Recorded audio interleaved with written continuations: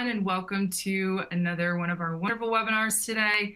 The webinar is titled True Grit, Building Resilience in Sales Development Team. So we'll kick things off with our speakers and getting into what we're going to be covering today in just a few moments, but I want to make sure that we run through some housekeeping items. So if you're experiencing any issues while watching this webinar, please let us know via the Q&A chat. We sometimes have some connectivity issues, difficulties with Wi-Fi, things like that. A quick tip is just refreshing your window. This is a web-based platform, so refreshing the window or exiting out and re-entering using the link, that should help with any of those issues. But let us know in the Q&A chat box if you have, and we will do what we can to help. Also use that Q&A chat box. It should be in the bottom right corner of your screen to let us know if you have any questions for today. We can pick them up as they come through potentially, but we're definitely saving time at the end to answer those questions, but feel free to submit them as they come up. This webinar is being recorded, so you'll receive a recording within 48 hours after we conclude today, so keep an eye on your inbox for an email from ZoomInfo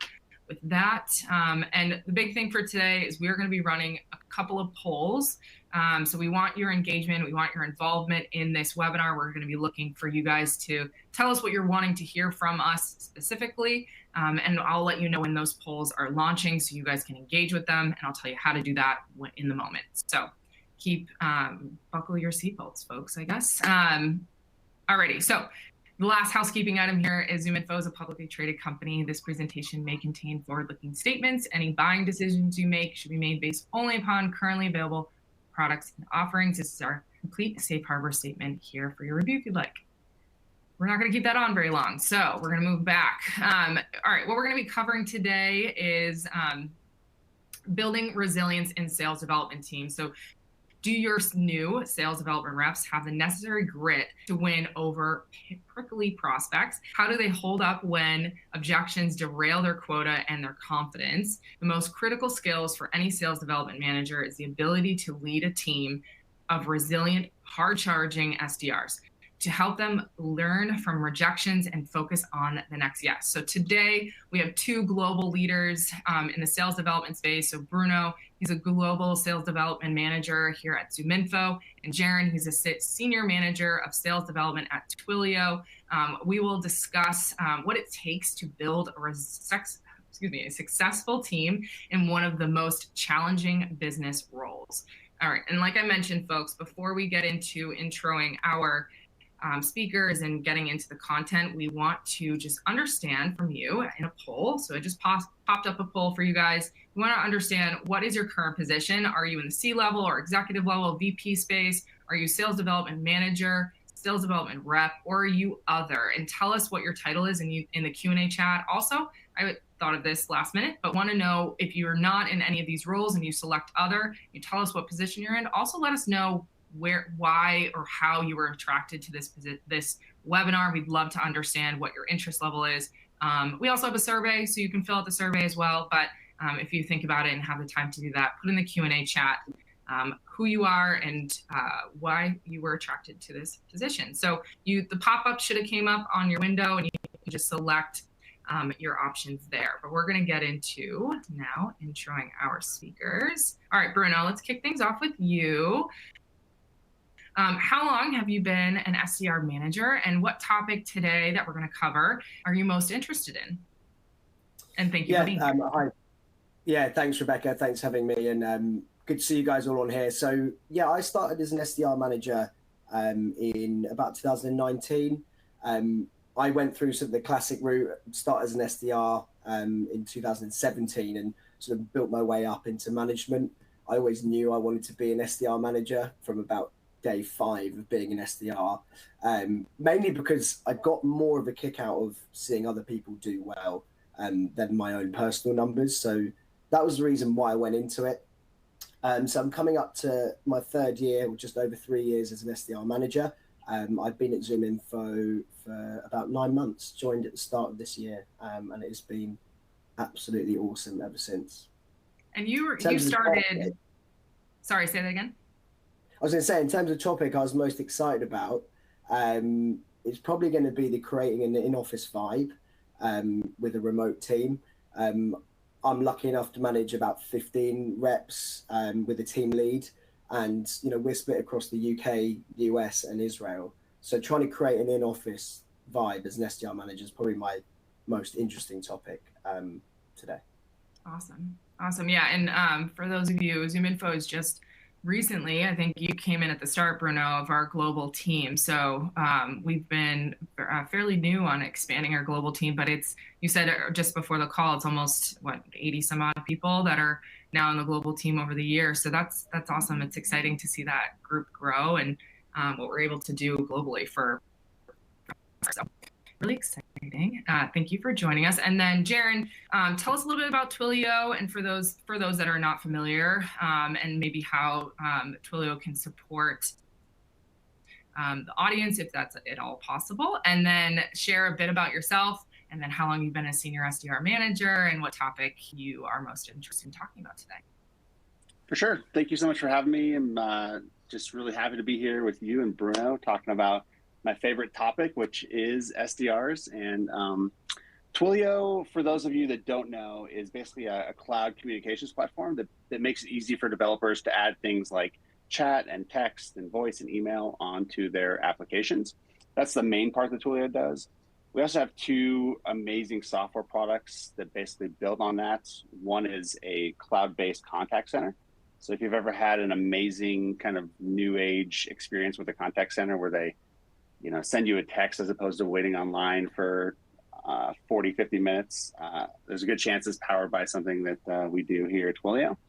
And then one of the biggest growing sectors that we have is in the CDP realm. So Twilio Segment is basically a CDP platform that allows you to collect and clean and aggregate all of your customer data into one kind of single pane view of your customer, and then take action on it. So you're not dealing with disparate data sources, and it really gives your customers and prospects a great experience, and keeps you in all of the legal kind of groups that you need to be in. So a lot of great things going on here at Twilio. Me personally, I've been an SDR and SDR manager for a long time. So I like to say that I've been in this game for 10 years making cold calls. I'm ex-Marketo and ex-Adobe. And just like Bruno, I love being an SDR manager because it allows me to, help people coming into the sales world get their feet wet, grow. And I love seeing people develop and learn new things and get to that next stage in their career. So similar to Bruno, I love the in-office piece. I think that's great, but I'm also really excited about talking about the negativity and the mindset that sometimes creeps into the world of SDRs, especially in this current climate, and how we can kind of help people get through that and be resilient and have grit, and some of the tangential topics that go along with that. So looking forward to this talk. Awesome. Alrighty, well, thank you both for joining us. I'm very excited to get into this. And so our next, and audience members I mentioned to you, we're doing polls today. So we really are looking for your engagement. This poll, I just tossed it up to you all, these are the topics we're going to cover today. It is a multi-select, so select all that apply to you. What topic or topics are you most interested in us covering? We're going to use this to then guide our conversation. And so whatever topics you guys are most interested in, we are going to start there and then work through the rest of the list as it goes down. So feel free to start submitting that poll, and we will toss up those results in just a little bit. But that should be another pop-up window that comes up on your screen. So feel free to start submitting that. And we will toss over to let's just see who we have in the audience. Yeah, so for the results here, we definitely, for Jaron and for Bruno, the majority of the people in the audience are sales development managers. About 60% of the audience is sales development managers. We've got about 10%, just over 10% that are sales development reps. We do have a good amount, about 21% of the group is a C-level or VP level. So we do have some high-level folks here. I don't necessarily think that we need to talk to them, but just keep that in mind. I think they're probably here wanting to understand how their sales development managers should be running their teams and making them as successful as possible. And we did have a couple, about 10% of others, and some of them have submitted their response. So there's some that are head of commercialization, There's another one in here that's actually interesting. He's an AE and he's bringing an SDR up to speed and leading them from the front. So it's definitely, he's in that kind of sales SDR manager role or sales development role. And then another one, this woman, she's saying that she's a new logo account executive, but she says that I'm basically an SDR with a call volume into new prospects, but have additional responsibilities of an account executive when I land a deal. So she's got a lot going on for her. Awesome. Alrighty. Well, let's get into, see, we've got about 50% of the audience has submitted the topic poll. So let's toss that out. This is the results, everybody, of who's in the audience, in case the audience was wondering, but I did just read that through. And then here is our topic list. So majority, let's see what we've got here. We've got a tie. Okay, so our first one here, everyone wants to know about motivating brand new SDRs, even when the going gets tough. So I had a feeling that this was going to be one of our top topics for today. So Jaren, I'd love to kick things off with you. How are you motivating new SDRs, or have you gotten into a situation with your SDRs where things have just gotten a little tough for them and it's hard to kind of pull them out of it? How did you pull them out of that mindset? For sure. Yeah. Love this topic.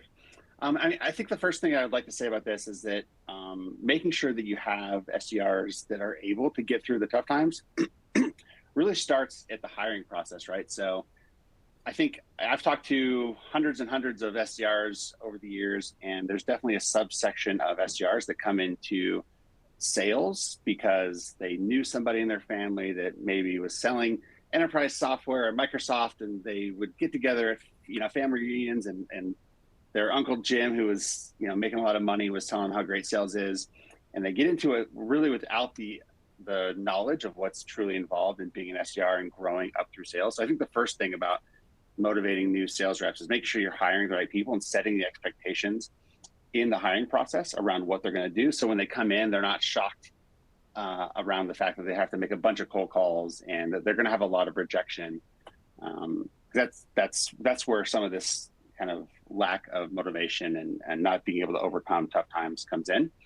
All that being said, once you have somebody in seat that's the right person that wants to be in sales and grow their career there, for me, it's really about managers having those conversations with the reps around what their individual why is, in terms of why are they here, at this role at this time, doing sales, doing a role that has a lot of rejection, that is definitely looked at some points as one of the toughest jobs in sales.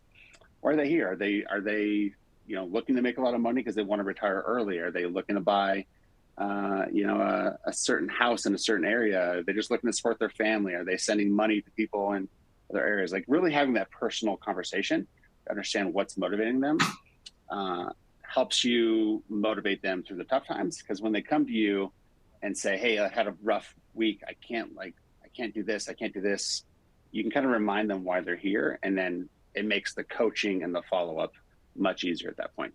That's the first thing I can do. I can chat more, but I would love to hear Bruno's thoughts on this too.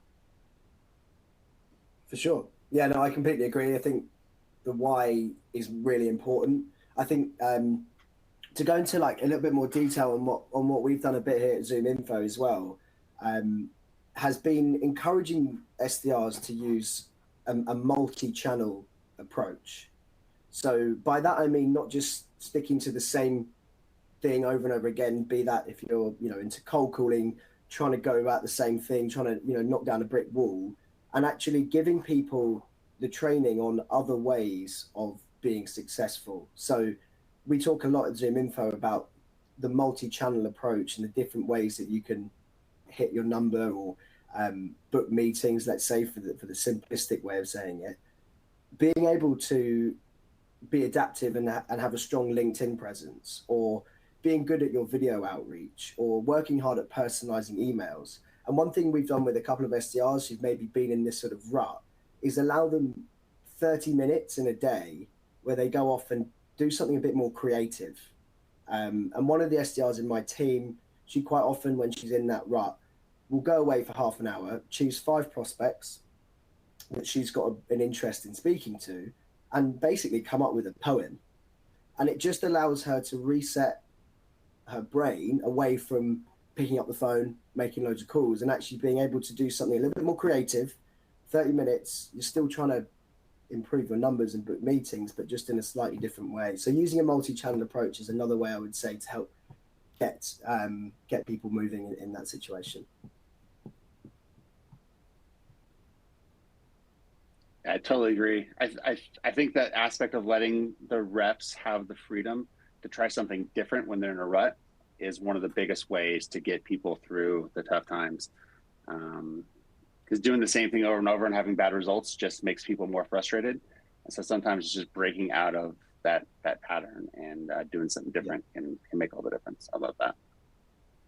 Is there anything that, or like a common, for everybody in the audience, if you didn't see the title slide, I'm not in sales, never been in sales, but on the marketing side, there's definitely activities throughout my day that get me more frustrated or less frustrated or whatever it is. Is there a time, Jaron, that you've noticed where there's a lot of SDRs that kind of get in this one specific rut that it's more difficult for you to shake, or something that you deal with more commonly? Definitely. So, I mean, I think this brings up a broader topic around just overall negativity that sometimes permeates SDR orgs. So I think it's really important to, like, as an SDR leader, to identify when some of these negative kind of ideas permeate your org so you can get ahead of them. So I definitely think that when there are major changes, like an economic downturn, or you're making a big change in your sales structure that ultimately cause some people to get frustrated and get into a rut, I think sometimes, contagion can happen and multiple people all of a sudden feel like they're in a rut and things aren't going well. So from my perspective, when those kind of large ruts happen within the entire org, and it's not just an individual that just needs individual coaching, one of the best things that I've seen is literally just to get small teams together, talk about the positives, maybe have somebody come in that overcame that same rut, either a current salesperson or a leader, that if you're having trouble with people, trying to overcome an economic downturn, maybe you have somebody that sold through the 2008 downturn come in and talk about how it's going to get better. This is what you need to do to kind of get out of your rut. Don't be negative. Focus on, what you can control. All the things that we tell our people individually, sometimes it just takes a different person from a different perspective to help them get out of that rut from a broader perspective. From an individual perspective, I think it's all about coaching and, like Bruno said before, giving them that freedom to break out of the rut on their own. That's awesome. I think that's really interesting to have, almost like a motivational speaker, but somebody internal that they can, like, okay, you were in my shoes at one point in time. And I can understand, where you're coming from and how you pulled yourself out of that. So then they can kind of see that for themselves. I think it's really interesting and a really good point. There's a question that came through that I think might also be helpful, just kind of in a sense of setting the stage. This person is asking, what is a typical daily call volume and email volume you expect from your SDRs? That might be a good way if you guys, each of you could answer that.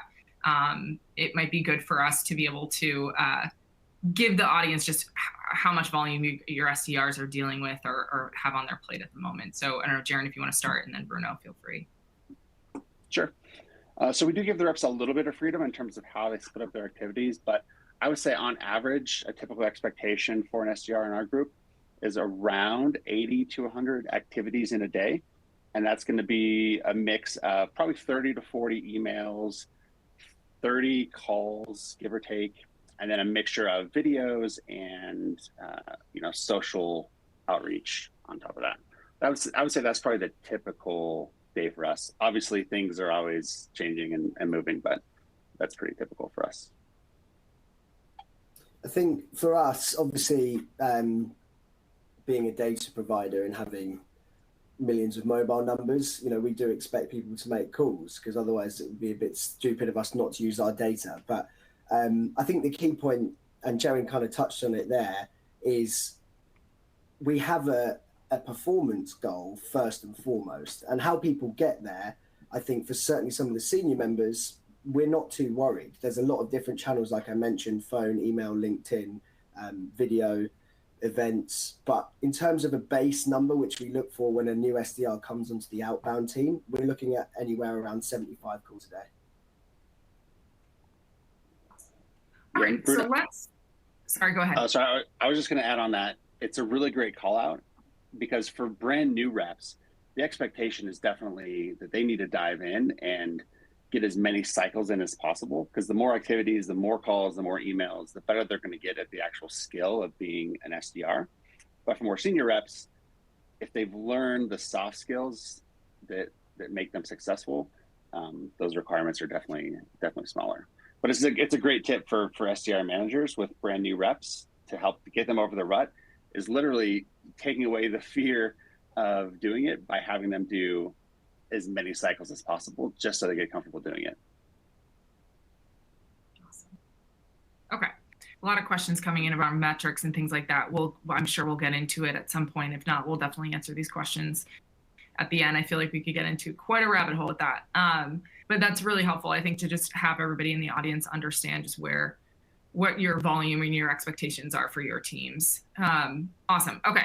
Bruno, I know that this was something you were interested about. One of your interesting topics for today is create an in-office vibe with your remote SDRs. How have you done that? And any interesting things that you've done to kind of create that in-office feel? Yeah, sure. It's I like this topic because I came from a sort of 25-person SDR team pre-COVID. We were in the office 5 days a week. We were all of similar ages, and all I remember was never really thinking the job was that bad because I was spending the time in the office. We had cool days, we had demo days, we had lots of fun planned lunches, and I do remember going into COVID and thinking this is going to be a challenge.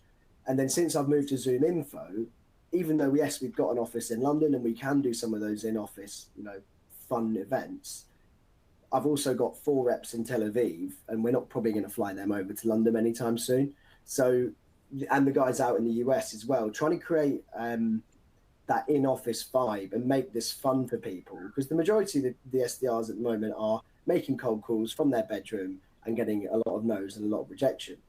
And I'm pretty passionate about making sure that people have an environment where they still have fun and that doesn't affect them too much. So I guess one example, I've probably got a few, but one that sticks out is we did one a couple of weeks ago called SDR Bingo.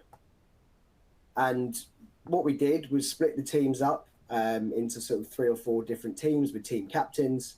And we chucked a bingo board up and said, between Monday and Thursday, as a group, you need to knock off each of these different requirements. So it might be booking a VP of sales, it might be booking an enterprise meeting, or it might be booking a meeting for the same day, or I made a lot of points about booking meetings there, but the idea was to increase performance whilst having fun doing it and giving a team the ability to work together and go through this bingo list. And the team at the end of it got a half day on the Friday, and they can go out and have a drink wherever they were in the world. And not only did that create a great team atmosphere, created a team environment, but it kept people motivated and felt like they were part of something a little bit bigger than just a global SDR team. And it worked incredibly well in terms of performance. We had one of our best ever weeks doing it as well. So that's probably the best example I can give of how we managed to create an in-office environment. That's awesome. I think anything you can do where it's a collective group and not siloing people. I mean, obviously they have their tasks that they have to do day in and day out.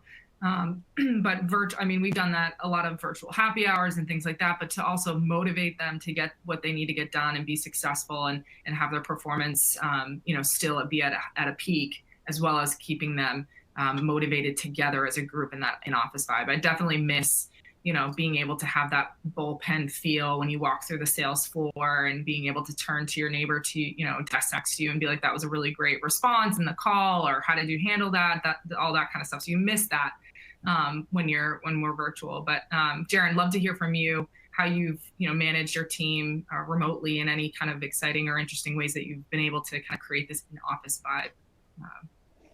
Yeah, for sure. First off, love the SDR bingo. I think that's a great idea.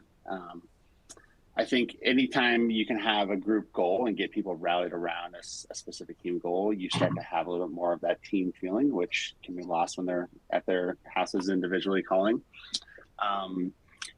We try to bring a little bit of fun to every single team meeting, so it's not all just business, because when you're in the office, you get a little bit of fun typically involved with your day. But in general, I think one of the best things that we do is we try to keep gatherings and things like happy hours as small as possible. But I think when you get, say, like a happy hour, and depending on the size of your team, you have 30, 40, 50 people all in one happy hour, it turns into less of a happy hour and more of a, individual 3-minute speeches from 30 people, all while having a drink.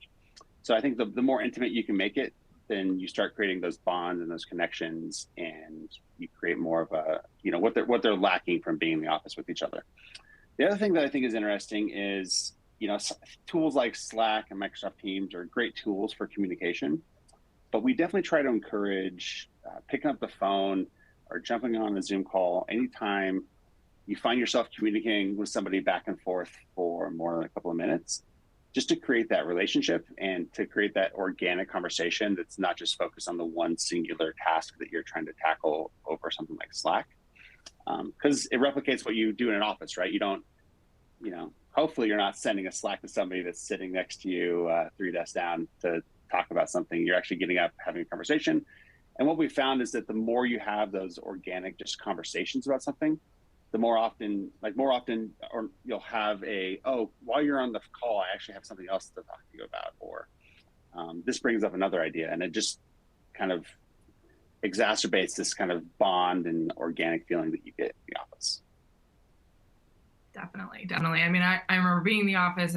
We had Slack at that point, so it was years ago, but the only time you were slacking someone that was right next to you is because you wouldn't want to tell or say whatever you were saying out loud. So if that was the only purpose of being able to Slack someone that was sitting right next to you. But I do miss that whole popping up and just chatting with people right next to you.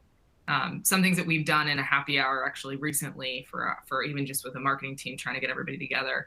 You had to bring one conspiracy theory to the happy hour, and it had to be one that like really would shock people or make them want to Google it to see if it was true. So that was one way that we were able to, as a marketing team, even motivate each other to do some other research, other work outside of marketing. But great stuff, guys. Great stuff. Awesome. Let's shift into our next topic, which is instill a positive team mindset and flush out the negativity. We did talk a little bit about this, Jaron, from your perspective, but so Bruno, I'd love to have you kick this one off again.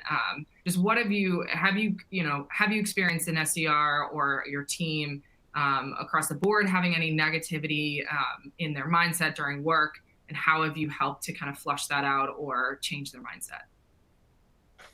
Yeah, I think this does happen. I think one of the reasons I've seen just the teams that I've been part of, I've seen this happen more when you haven't got sort of clear plans as a team and your non-negotiables as a team. Because if you don't have those, what you can sometimes see creep in is people think there might be favoritism with other reps, or some people get away with making less calls than others, let's say, for example, or little things like that. So I think the key thing as a manager, and what I've learned, is making sure that, first of all, your team has non-negotiables. They might be things like timekeeping.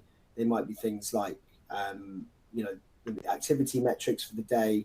But that was the key to make sure that we didn't have any sort of petty negative mindsets. When it came to, performance and stuff, one of the things I love most about being an SDR manager, and I'm sure Jaron will agree, is you have to get to know each of your reps individually and what makes them tick.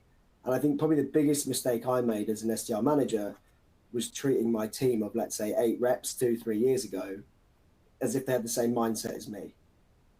And so in order for me to try and get the mindset out of this negative zone, I would give them ideas and help based on what would help me rather than working out what would help them. So I think you've got to really get to know each person individually.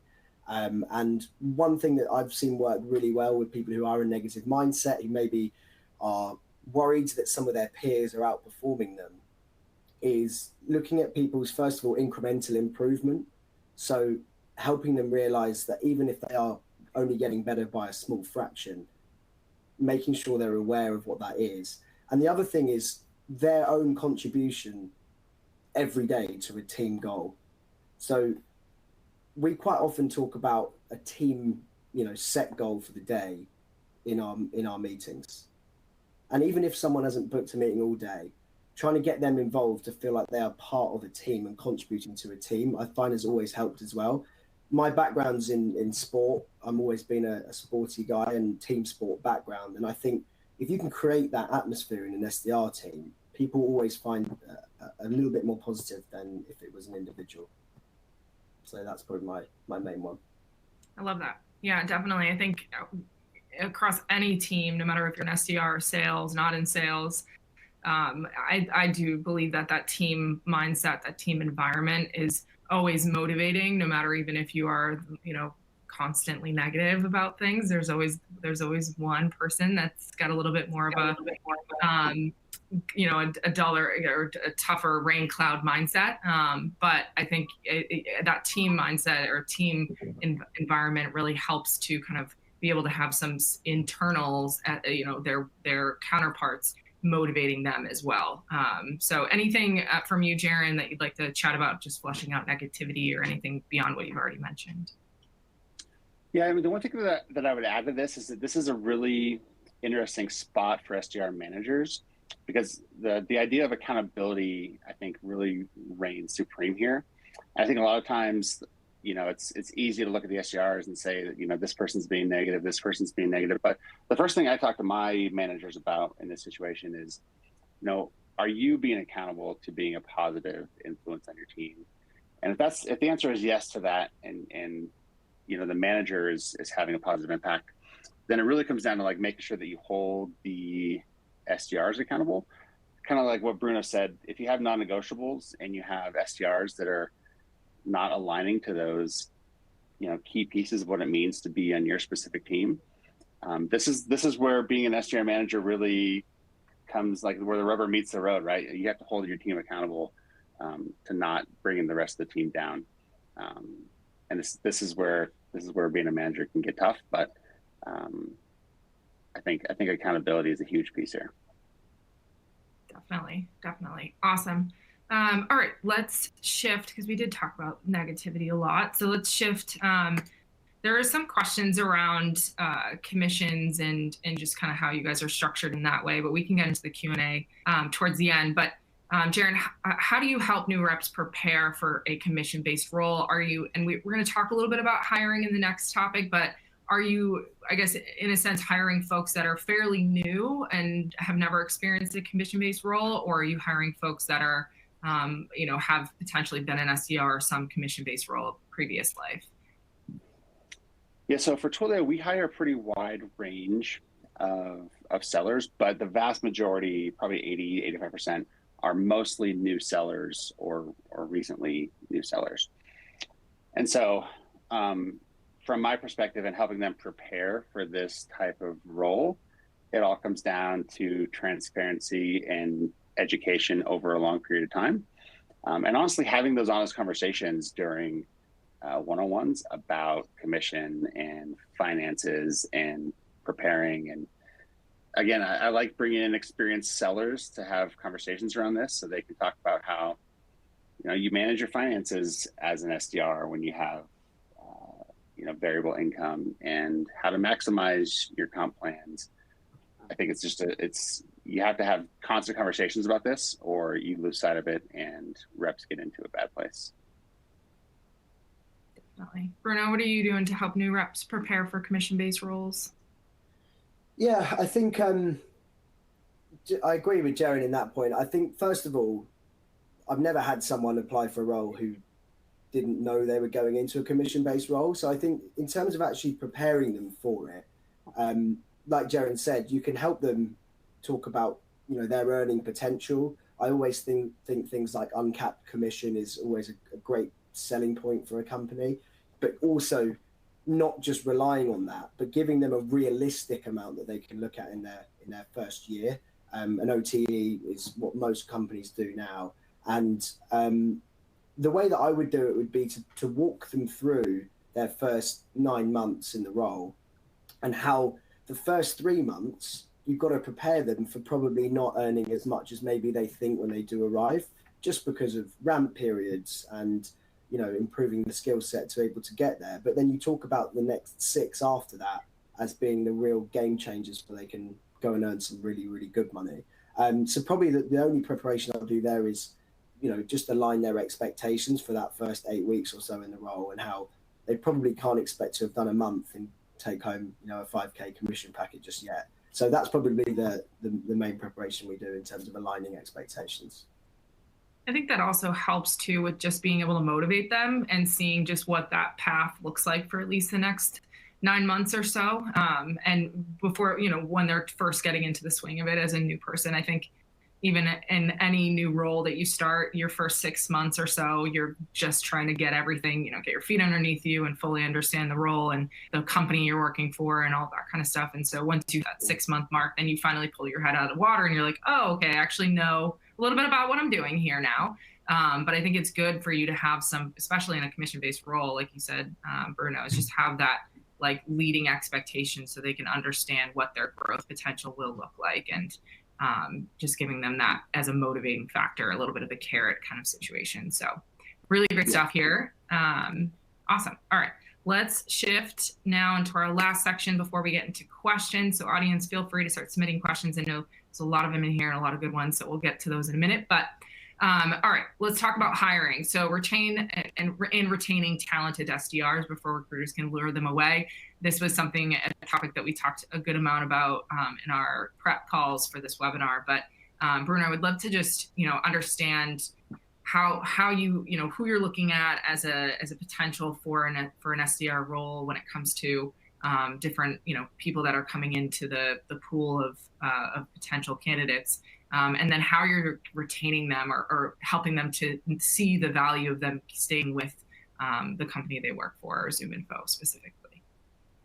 Yeah, I mean, so when it comes to hiring, especially at ZoomInfo, like, this is the most diverse team that I've ever worked with. So I don't think we have, you know, a set expectation on, you know, having to gone to university or you must have worked in SaaS before.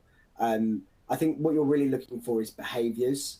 So, you know, we really, especially in the UK, and this is quite, I guess this is quite specific to ZoomInfo in the UK at the moment, but we're in a startup phase. There's 75 of us, but in January there was, you know, 2 people. What we're really looking for in the SDRs at the moment is people who have potentially inspired some sort of change, be that in a previous role, or, you know, if they haven't had a full-time proper job before, something maybe at school or university if they went. Because what we're really looking for is these kind of game-changing people who aren't, you know, afraid to give their opinion on something and who've maybe inspired change for success somewhere else. So that's one of the big traits we look for, but that is very specific to ZoomInfo. But obviously for SDRs in general, we're looking for resilience, of course, and examples of that. How people have come back from setbacks is always a great question to ask. And the people that go into more detail and have a story that comes to the top of their head, they're always the ones that seem to impress the most. In terms of retaining talented SDRs, this is a very topical point at the moment. Definitely in the UK, I'm sure it probably is in the US as well. But we're at a stage now where SDRs are coming in and they are being wowed by account executive jobs and account executive salaries, and thinking, if I just do, you know, 9-10 months or so as an SDR, I'll earn the stripes and I'll go and be an AE. And we work really, really hard on making people feel like they have enough training and development and support to go and be an account executive at ZoomInfo. And we'll create a very clear and structured path for them, but make it very clear that the longer you are in the SDR role, the better you will be as an AE down the line. So we've had a lot of our senior SDRs getting, you know, recruitment messages on LinkedIn saying, hey, I've got this AE role for you. And I think as an SDR manager, we've got to be there to say, look, we want you as an account executive here, but there's still X, Y, and Z that we need to work on. So a clear progression plan, a clear commission plan for how they get promoted. So internal SDR promotions is really important to retain them. And then the main other thing as well is making them feel valued in the role. I mean, very easy as an SDR to feel like you're a cog in a wheel. You're bottom of the food chain. There's a lot of, stigma around that from a few years ago. And I'm really, really passionate about making people feel like they are much more than just an appointment setter. So tying back their work to deals that have been won from their AE, for example, making their work feel valued, to show that they're not just there picking up the phone and that's their job done. So that's probably the last point as well that we work really hard on.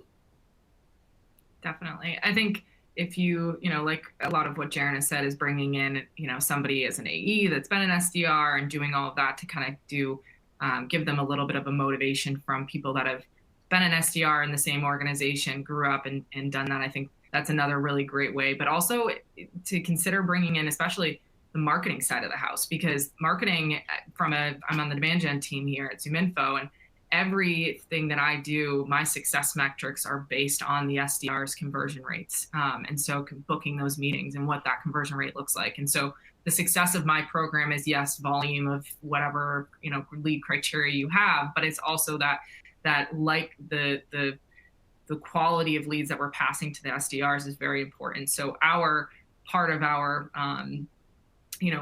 person that we need to make happy and make sure that our marketing team, our marketing programs and campaigns are successful are the SDRs. So we don't see them as bottom of the food chain here. We see them as very crucial for our marketing efforts and all of the work that we do here and making sure that it converts well. So they're seen as very important in our eyes. So definitely, if you need to, bring in somebody from marketing that can cheer them on as well, because it's crucial what they do for our marketing leads. Jaren, I'd love to hear from you how you guys are retaining talented SDRs these days. Yeah, you're having first off, I love everything you both have said. I completely agree. I mean, the progression path and the ability to grow is just so hugely important. On the front end, I think filtering out and hiring people that align to your company's values and mission is huge, because the more you do that, the less of a chance that if you have a high performer, that they'll just leave for another company because of a title or a little bit more money.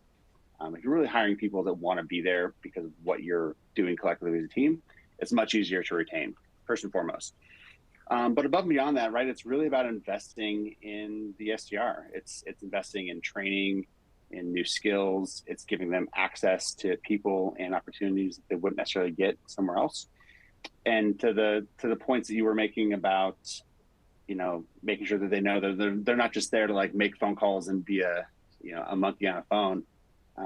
Making sure that they know that they're valued and that really showing them like the efforts from their daily work is having an impact on the team is huge. It's the one thing that I think keeps people here the most. Awesome. All right. Well, let's get into questions from the audience because we do have a lot. Let's see. We'll start from the beginning here.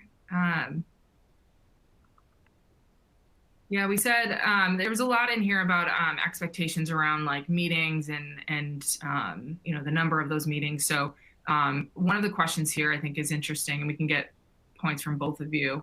But let's start with Bruno. How do you develop the metrics you set for your SDRs? How is that developed internally? So by metrics, are we talking about number of calls made, or are we talking about like their quota target? They didn't explicitly say, so you could take it one way or the other if you'd like. Cool. I'll talk about quota because I think that's probably more important in the grand scheme of things. But we're a very ambitious company. The US SDRs are incredibly highly targeted. And when I came into the UK, I was pretty taken aback by the quota that they had. But essentially, we're such a huge org. I mean, I don't know if anyone knows, but we've got over 500 SDRs in the world, which is just a staggering amount.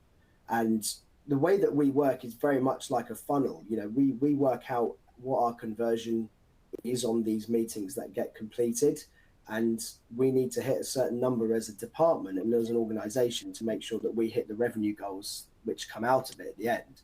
So if you were to look at that funnel, we have a job to do to hit that number, which gives our account executives enough meetings to go to that they can close and essentially win that revenue. So in a very simplistic way of looking at it, that's how the quotas are worked out. It's based on the revenue target of the team and then split between the SDR organization as a whole. Awesome. How are you doing, Jaren, when it comes to metrics or develop metrics for SDRs? Excuse me. Yeah, very similar. It all comes down to revenue, right? And then you back out the numbers and you look at overall conversion rates of meetings to, whatever potential stages you have in your sales process. And you look at the conversion metrics all the way through the sales funnel. And then ultimately, if you keep backing out and out and out, you'll end up with a holistic piece of this is most likely how many phone calls and emails that we need to send based on those conversion rates to get to where we need to get to from a revenue perspective.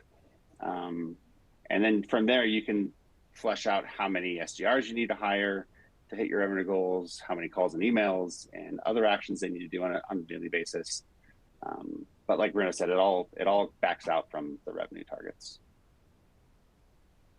Awesome. Okay.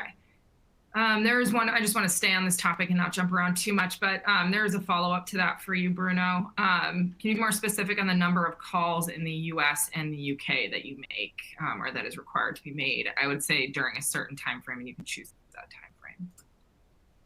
Yeah, for sure. So it depends what department you're in. Like I mentioned, we've got so many different SDRs. We've got a customer outbound team that book meetings for our account management team. We've got inbound SDRs. We've got new business outbound SDRs. So it very much varies depending what your department you're in.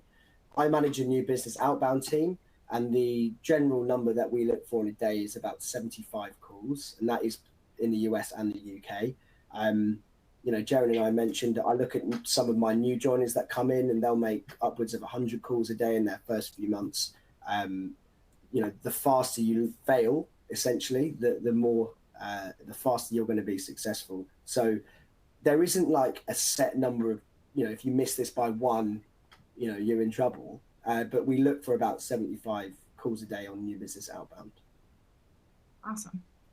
Okay, Jaren, I'm going to toss this to you. What key metrics besides meetings booked do you use to determine your SDR has passed their ramp period? So for us specifically, it all definitely comes down to how many meetings they book. But if you wanted to look at some of the other metrics that are valuable, for a brand new person, I would say their conversion rates on initial meetings to actual opportunities that get created is important. Because if you have somebody that is generating a ton of meetings, but only a small percentage of those are actually converting into opportunities, you actually have an SDR that's wasting a lot of time of your sellers and is probably causing some damage with that relationship. And so I think any metric that you can set up around quality versus just that core metric of meetings or opportunities is definitely an awesome piece to look at while they're ramping up, to make sure that when they're fully fledged into the field selling, that they're not just sending over Hail Marys over the fence to hope that they stick and wasting time. Awesome. All right, another good question here, I think both of you can answer, and maybe some sales managing in this question, but how do you maintain a good relationship between SDRs and AEs, that lead handoff? So how, I guess I'll start with you, Bruno. How are you coaching that to make sure that the SDRs are having a good relationship? And do you then get involved with the AEs if there is not, or if there's a little bit of an issue between the two? To be honest, I get involved from day one in that relationship. I think I've had too many times when I've seen them, either the SDR not be treated quite how I think they should be, or the SDR not really know how to talk to the AE. So one of the things that we do when our SDRs and account executives are paired together is I will jump on a call with all three of them, and it basically just align expectations as to, you know, what each other's role is in that relationship. I think when it comes to just me and the SDR having a conversation, I make it very clear to them that they should never be treated like, you know, the account executive's personal assistant. You're not, you know, arranging their diary. So be very careful that you're not being used, if you like. And this is your role. This is what's expected of you in this particular relationship. And I think talking about ways of making that account executive's life easier, the easier you make their life when it comes to booking their meetings, the more likely it is that they are going to help you out as well. Majority of account executives were probably an SDR at some stage, so you would hope that they'd get what that looks like, but you'll also be surprised how often people forget about their SDR roots and are, you know, potentially crossing lines when they speak to them. So my advice to the SDRs is always make sure your notes in a meeting or the way that you communicate with your account executive is immaculate, because if you do that, you'll have much more respect with them. But I will get involved from day one of that relationship, because like I said, I've seen it happen before where things have gone pear-shaped and it's not a fun environment to be in. Awesome. Jaren, anything from your side to add to that? How are you help to maintain or coach that good relationship between SDRs and AEs?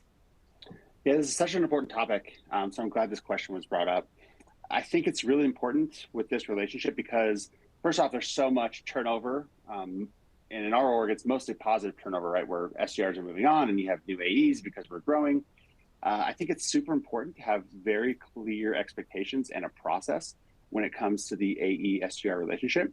And that way, leadership from the SDR side and the AE side are aligned. And then that trickles down to the AEs and the SDRs being aligned. And ultimately, if you have a clear process where you actually train, and we do basically quarterly trainings with all the AEs and the SDRs around what the process should look like, in addition to some best practices above and beyond just the process.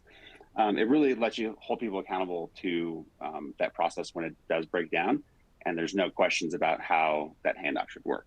And some of the things that you probably want to look at in this area are not just how the actual process of how the lead gets to the AE and how that communication flows, but also what the expectations are of the AE when it comes to taking a vested interest in training the SDR around learning some of the skills that an AE needs to have.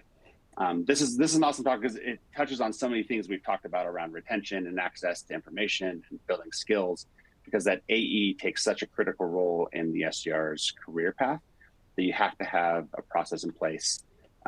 To Bruno's point, so it's not just AE using the SDR as someone that does all of the things that they don't want to do. So I love that topic. Awesome. Alrighty, well, I think we can end it out on this last question. I think it's something that I didn't even think about bringing up as a topic, but I think it's really important for especially the SDR managers to be on the call. What are your SDR managers' goals? And Jaren, we can start with you. What are your goals specifically as an SDR manager? So we'd like to keep the goals, and I'm assuming that we're talking about actual goals when it comes to quotas, but we like to keep the goals very aligned to the SDRs, just so you have, expectations that are the same. So ultimately what we do is it's a roll up of whoever works with that SDR manager. It's a roll up of all of their goals with a little bit of oversign built in, just to account for attrition or vacations and things like that. But we make it pretty clear cut and simple around the actual metrics. Now, there are obviously other goals and things that we look at and track above and beyond just the core metric. But when it comes to how they're comped and their quotas, it's a pure, simple roll up with a little bit of an oversign. Awesome. And I'm going to stick with you because I think you did make a good point. There's goals outside of your SDR teams and how that rolls up to you. But so outside of that, what are your goals as an SDR manager? What are you striving to do for either your team or as that manager in general for the company? Anything around there for goals for you? Yeah. So for me, right, it's if I succeed as as a manager, or if my SDR succeeds hitting their opportunity goals, but the sales team doesn't succeed in hitting their revenue goals, and then ultimately the company doesn't succeed, then we failed somewhere and something is broken down. So I think having that conversation and that mentality around, yes, we have our individual goals that's going to help the company get to where they need to go, but let's track, is your specific AE hitting their numbers from an SDR to AE relationship? Is your regional VP that you're covered or aligned to from an SDR manager perspective, are they hitting their goals? I think those are important things to look about and talk about, just so you get the SDRs and the managers thinking about the overall business and not just their world in a very narrow perspective. And then above and beyond that, right, the managers, they need to look at their team from a attrition perspective and promotion perspective. Are they actually getting SDRs through the process that you have built out for promotions? Because if you have an SDR manager has a stagnant team that might be performing, but no one's progressing, you're not doing the company any service by keeping those people in place, because they should be growing and providing additional benefit to the company by growing. Awesome. All right, Bruno, let's wrap up with you. What is your SDR manager goals? How does that work with your team? And is it the same as Jaron with the roll-ups, or are you doing anything differently as goals as an SDR manager? Yeah, so very simply, quota goals for us are taken straight from the reps goals. We essentially get a combination of the total of what that reps goals were, so the team number, and then that is my number as a whole. So it's completely and directly aligned to what the SDRs and the team are doing. And I think it's great. It keeps us really aligned. It keeps us really, really simple. And then obviously with all of the SDR managers teams, if you were to combine all of those goals, you'd have this, sort of big number at the end. So it's very, very simple for us, and I like the way it works. I think it works really well. I've worked at companies in the past where you've had contract goals, you've had revenue goals, and all sorts of other complicated areas, which don't always bring the best out of me in particular. So having this nice, simple, clear, defined goals works really, really well, and keeps me motivated, and I know exactly what I need to do every day. In terms of like the wider goals away from quota, I think Jared mentioned most of the stuff that we look at, to be fair. A couple of other things that we do, obviously we're very much an EMEA team based across EMEA. So I'm very cautious about tracking where certain meetings are going and what countries they're going to. Very cautious about looking at how our marketing warm lead conversion is. So basically pointing the team in the right direction at different times based on what my senior management are looking for, whilst also trying to, get the best out of the team in terms of their performance and numbers. So a bit of balancing in terms of senior management, and then making sure the team, don't lose any progress if we do need to make changes. Awesome. Well, thank you both, Jaron and Bruno, for being here. I really appreciate it. I know the audience definitely get a lot out of this conversation, so I'm sure we'll probably be doing another one of these soon. But really appreciate both of your time. And thank you, audience members, for joining us. I know there was a lot of questions that we weren't able to answer. We'll do the best we can to follow up with you, whether it's via LinkedIn or via email. We'll connect with you. A couple of things I just want to leave you with before we close out. There will be a recording, or this has been recorded, and we will send out the recording of this within 24 to 48 hours after we conclude or hit end. But just a sneak tip, you can also wait 10 minutes after we conclude today and refresh the window and be able to refresh that same link, be able to watch this again fairly seamlessly. And then there were some people asking about where they can join more of these webinars. If you go to the ZoomInfo website and go to the resource tab, you'll be able to find all of our upcoming webinars that we have. We update that page periodically. Actually fairly frequently on a weekly basis. And then the rest of the webinars on that page are on demand, so you're able to watch them right then and there. So feel free to check that out. And thank you all for joining us, and have a wonderful rest of your day. Thanks, everyone.